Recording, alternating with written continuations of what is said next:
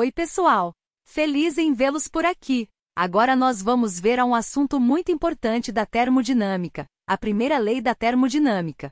Antes de começarmos a olhar a matéria, gostaria de pedir para que dê um like no vídeo, para se inscrever no canal e compartilhar o vídeo.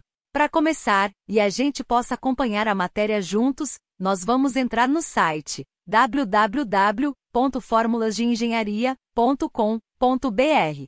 No site, o seguinte filtro será selecionado. Lá no menu principal, selecione Engenharias. Essa é mais uma disciplina estudada na maioria dos cursos de engenharia. Pode-se selecionar qualquer curso de graduação disponível. Vamos selecionar Engenharia de Alimentos. Depois, selecione a disciplina Termodinâmica.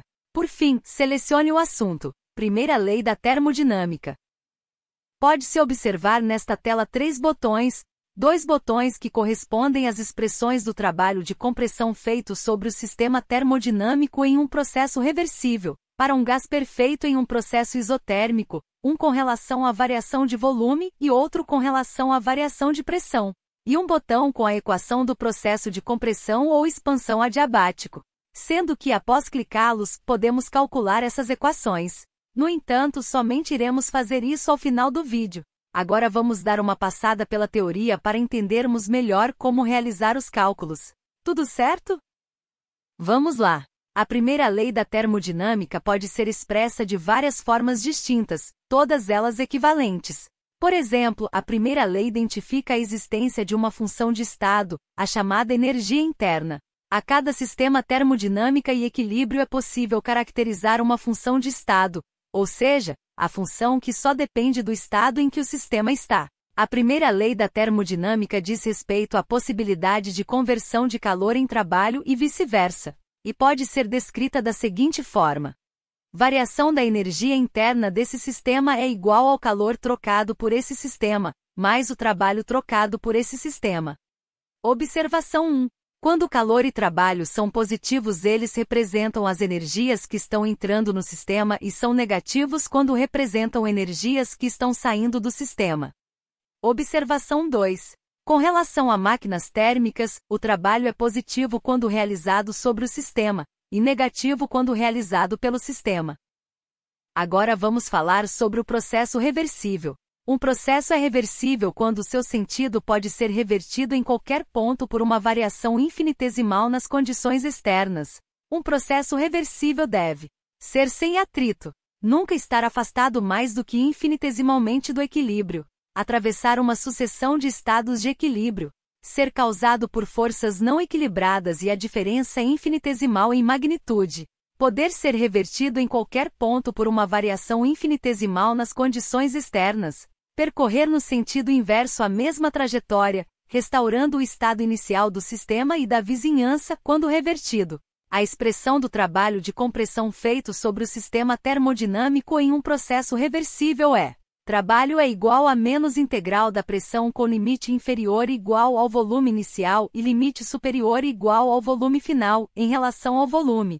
Essa integral pode ser resolvida desde que se conheça a forma como a pressão do gás varia com o volume, para um gás perfeito em um processo isotérmico. O trabalho é igual a menos o número de mols, vezes a constante universal dos gases ideais, vezes a temperatura absoluta, vezes o logaritmo natural da razão entre o volume final pelo volume inicial. Essa mesma equação pode ser escrita trocando-se o sinal e o volume pela pressão.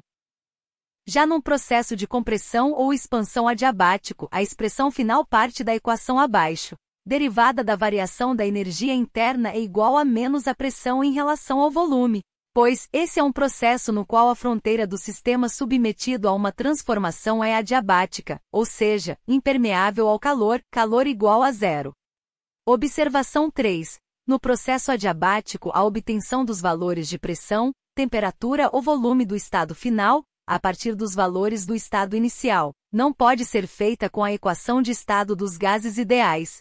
Por fim, voltando ao desenvolvimento da equação, pode-se observar que a pressão final, dividida pela pressão inicial, é igual à razão entre o volume final pelo volume inicial elevado ao coeficiente de expansão adiabática. E o coeficiente de expansão adiabática é igual ao calor específico para a pressão constante, dividido pelo calor específico para volume constante. Bom, agora, vamos pôr em prática o que vimos na teoria?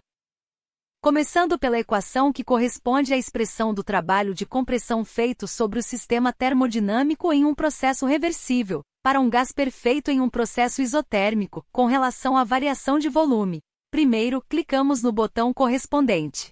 Depois, selecionamos os campos que deverão ser preenchidos. Como eu quero achar o trabalho, vou supor os seguintes valores. Número de mols igual a 5. Uma constante universal dos gases ideais no valor de 8,31 joules por mol Kelvin. Uma temperatura de 300 kelvins. Volume final de 40 litros. E volume inicial de 60 litros.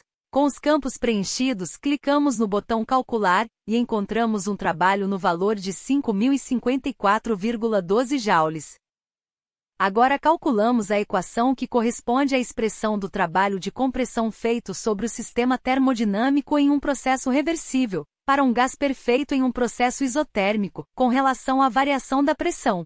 Para isso, clicamos no botão correspondente.